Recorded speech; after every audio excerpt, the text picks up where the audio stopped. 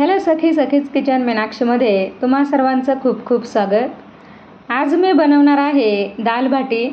ही दाल बाटी खायला अतिशय टेस्टी लागते आणि आजकाल ती सगळीकडेच बनली जाते। काही ठिकाणी दाल बाटी सणवार पूजा अर्चा काही विशेष प्रसंगी आवर्जून बनवली जाते आणि कोणीही बनवू शकेल अशी साधी सोपी पण चविष्ट अशी रेसिपी आहे। आज मी तुम्हाला खमंग खुसखुशीत बट्टी आणि त्यासोबतच खाण्यासाठी मिश्र डाळीचं चविष्ट वरण कसं बनवायचं ते दाखवणार आहे। त्यालाच पंचरत्न वरण सुद्धा म्हटलं जातं।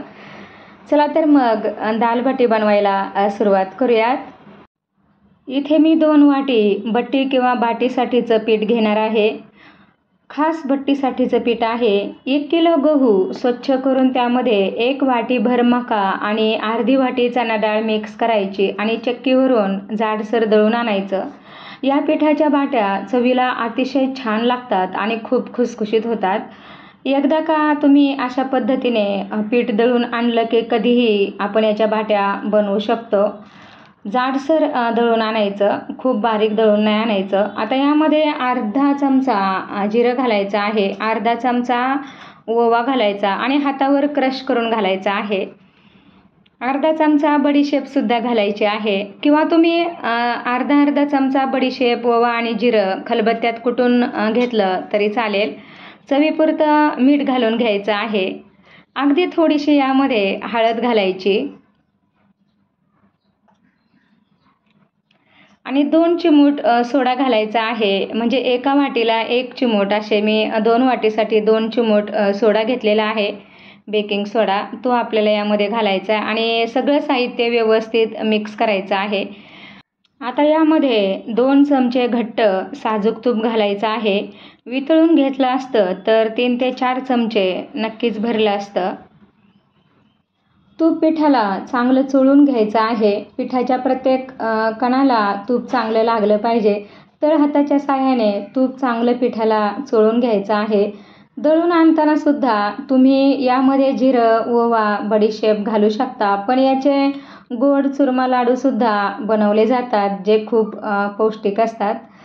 बट्टीमध्ये ऐनवेळी जिरं ओवा बडीशेप आपण घालू शकतो कुटून।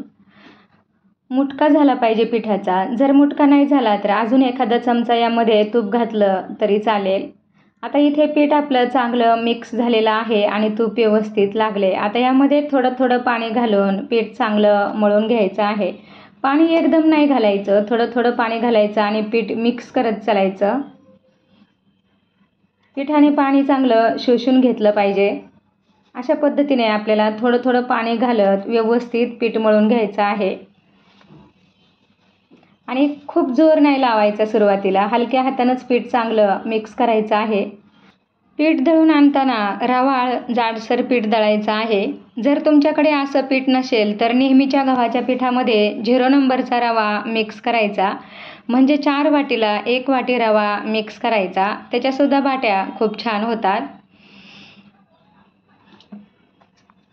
आणि हे पीठ पाणी शोषून घेतं, त्यामुळे थोडं थोडं पाणी घालत राहायचं आणि पीठ असं मळत राहायचं आहे, मिक्स करत राहायचं आहे। पीठ मळून झाल्यानंतर कमीत कमी 20 ते 25 मिनिट तरी झाकून ठेवायचं, म्हणजे त्यातला जो रवा आहे तो चांगला फुगतो। वरण बनवण्यासाठी मी इथे समप्रमाणात तूर डाळ, मूग डाळ, उडीद डाळ, चणा डाळ आणि मसूर डाळ घेतलेली आहे। स्वच्छ धुवून यामध्ये अगदी थोडीशी हळद घालून कुकरमध्ये सॉफ्ट शिजवून घ्यायचे आहे। डाळ चांगली शिजली पाहिजे। आता आपलं इथे पीठ व्यवस्थित भिजलेलं आहे। 20 मिनिट झालेले आहेत, 20 ते 25 मिनिट। पुन्हा एकदा थोडंसं मळून घ्यायचं आहे। याचे सारख्या लहान आकारात गोळे करायचे आहे। गोळे चांगले वाफवतील असेच बनवायचे। गोळा बनवताना खूप सॉफ्ट होईल असं काही नाही, थोडेसे क्रॅक राहिले तरी चांगलंच आहे, म्हणजे ते चांगले वाफवले जातात आणि व्यवस्थित आतपर्यंत तळले सुद्धा जातात, त्यामुळे क्रॅक राहिले तरी चालतात। याची पोळी लाटून तुपाचा हात लावून रोल करून सुद्धा याचा गोळा बनवला जातो। पण घरी जर असं जाडसर रवाळ पीठ दळलं आणि त्यात जर मका असली तर अतिशय खमंग खुसखुशीत बट्ट्या होतात, अजिबात कडक किंवा वातड होत नाही। तूप लावलेल्या चाळणीत आता गोळे ठेवायचे आणि उकळत्या पाण्यावर चाळणी ठेवून घट्ट झाकण लावायचं आणि 20 ते 25 मिनिटे बट्ट्या चांगल्या वाफवून घ्यायच्या आहेत. 20 ते 25 मिनिटे झाले की झाकण काढायचं आणि बट्ट्या नॉर्मल कोमट होऊ द्यायच्या आहेत. तोपर्यंत आपण डाळीला फोडणी देऊन घेणार आहोत, जी भट्टीसोबत खाल्ली जाते. कढईमध्ये मी तेल घालून घेतलेलं आहे. तूप घातलं तरी चालेल. यामध्ये राई आणि जिरं घालायचं आहे. 2 हिरव्या मिरच्या घेतलेल्या आहेत कट करून आणि थोडासा हिंग आवर्जून घालायचा. आता यामध्ये अगदी छोटासा मी एक कांदा घेतलेला होता बारीक कट करून, तो सुद्धा यामध्ये छान परतून घ्यायचा आहे. कांदा चांगला परतत आला की त्यामध्ये लसूण, ठेचलेला लसूण आणि थोडंसं आलं किसून घेतलेलं आहे, ते सुद्धा चांगलं परतून घ्यायचं. कांदा, आलं, लसूण आणि हिरवी मिरची व्यवस्थित परतली की यामध्ये अर्धा चमचा लाल तिखट घालायचा आहे, अर्धा चमचा धना पावडर आणि अर्धा चमचा गरम मसाला घालून घ्यायचा आहे आणि व्यवस्थित परतून घ्यायचं आहे. अगदी थोडीशी हळदसुद्धा मी घालून घेतली आणि डाळ शिजवताना सुद्धा मी हळद घातलेली होती. थोडंसं पाणी घालायचं आहे, जास्त नाही, म्हणजे मसाला व्यवस्थित परतला जातो, करपत नाही. आता एक छोटा टोमॅटो एकदम बारीक कट करून घेतला आहे, तो यामध्ये घालायचा आणि थोडासा सॉफ्ट करून घ्यायचा आहे. चवीपुरतं मीठ याच वेळी घालून घ्यायचं. डाळ मी अगोदरच घोटून घेतलेली आहे. थोडीशी बारीक कट केलेली कोथिंबीर घालायची आणि आता यामध्ये डाळ घालून घ्यायची आहे. डाळबट्टीची डाळ खूप पातळही करायची नाही किंवा खूप घट्टही ठेवायची नाही, मध्यम डाळ पाहिजे, लुसलुशीत अशी. त्या प्रमाणात यामध्ये पाणी घालून घ्यायचं आहे.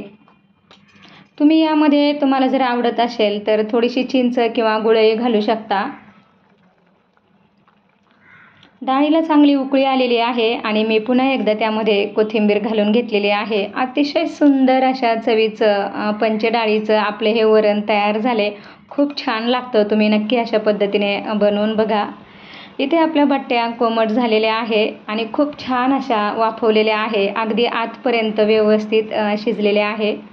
दोन्ही बाजूने व्यवस्थित थंड करून घ्यायच्या आहेत. तुम्ही या बट्टीचे 2 तुकडे करून तळून घेतल्या तरी चालेल, परंतु या बट्ट्या मी मध्यभागी त्याला थोडासा होल देऊन घेतलेला आहे, त्यामुळे अशासुद्धा व्यवस्थित तळल्या जातील. तेल चांगलं तापल्यानंतरच यामध्ये जेवढ्या व्यवस्थित तळल्या जातील तेवढ्या बट्ट्या घालून घ्यायच्या आहेत आणि दोन्ही बाजूने खमंग डार्क गुलाबी रंग येईपर्यंत भाजून घ्यायच्या आणि गॅस अगदीच मध्यम करायचा आहे, अजिबात मोठा करायचा नाही. गॅस मध्यमपेक्षाही कमी केला थोडासा तरी चालेल. बट्टी आतपर्यंत व्यवस्थित खमंग अशी तळली जाते आणि खायलासुद्धा अतिशय छान लागते. तुम्ही बघू शकता बट्टी किती छान तळलेली आहे आणि त्याला थोडेसे क्रॅकसुद्धा गेलेले आहेत. पिठाला 2 ते 3 चमचे साजूक तूप घालायचं, म्हणजे बट्टी खूप खुसखुशीत होते आणि चवीलासुद्धा अतिशय छान लागते. अशा पद्धतीने तुम्ही डाळबट्टी आणि त्यावर भरपूर असं साजूक तूप घालून खाल्लं तर मन आणि आत्मा तृप्त झाल्याशिवाय राहणार नाही आणि या इतक्या छान झाल्या आहेत की पोटाला जरासुद्धा बाधणार नाही. थोड्याफार फरकाने ही सगळीकडे अशाच पद्धतीने बनली जाते, फक्त नावं थोडी वेगळी आहेत. काही ठिकाणी याला डाळ बाफलासुद्धा बोललं जातं, डाळबट्टी किंवा दालबाटी. ह्या बट्टीसुद्धा आपल्या व्यवस्थित तळलेल्या आहेत आणि आपण काहींचे तुकडे करून घेतलेले आहेत. तुकडेसुद्धा अगदी आतपर्यंत व्यवस्थित खमंग कुरकुरीत तळले जातात आणि कधीकधी तर डाळी बरोबर न खाता या बट्ट्या अशाच गरमागरम खायला अतिशय छान लागतात. एकदम कुरकुरीत तळून घ्यायच्या जर तशाच खायच्या असतील तर, आणि साजूक तुपामध्ये जर बुडवून खाल्ल्या तर अजून छान लागतात. आता या बट्ट्यासुद्धा खमंग कुरकुरीत तळून झालेल्या आहेत. आता काढून घ्यायच्या आहेत. इथे आपल्या भट्ट्या व्यवस्थित तळून झालेल्या आहेत आणि आपली डाळसुद्धा झालेली आहे. अतिशय खमंग खुसखुशीत भट्टी आणि त्यासोबत मिश्र डाळींची म्हणजे जवळजवळ 5 डाळी असलेली पंचरत्न डाळ आपण इथे बनवलेली आहे. अतिशय चविष्ट असा हा बेत आहे. सोबतच मी इथे लोणचं आणि साजूक तूप घेतलेलं आहे. आता ही डाळभट्टी कशी खाल्ली जाते ते सुद्धा मी सांगते. भट्टी अशा पद्धतीने कुस्करून घ्यायची आहे. अतिशय खमंग खुसखुशीत आणि पोकळ अशी भट्टी झालेली आहे. छान तळली गेलेली आहे. भट्टी व्यवस्थित अशी कुस्करून झाल्यानंतर त्यावर भरपूर असं वरण घालून घ्यायचं आहे. वरण थोडंसं जास्तच घालायचं आहे. त्यावर साजूक तुपाची धार घालायची आहे आणि हे सगळं व्यवस्थित मिक्स करून खायचं आहे. अतिशय सुंदर चवीची ही डाळबाटी लागते. तुम्ही नक्की बनवून बघा आणि कमेंटद्वारे तुमची डाळबाटी कशी झाली सांगायला अजिबात विसरू नका. रेसिपी आवडल्यास एक लाईक करायला अजिबात विसरू नका आणि व्हिडिओ जास्तीत जास्त शेअर करा. चॅनलमध्ये जर कोणी नवीन असेल तर सबस्क्राईब करा. थँक्यू. बाय.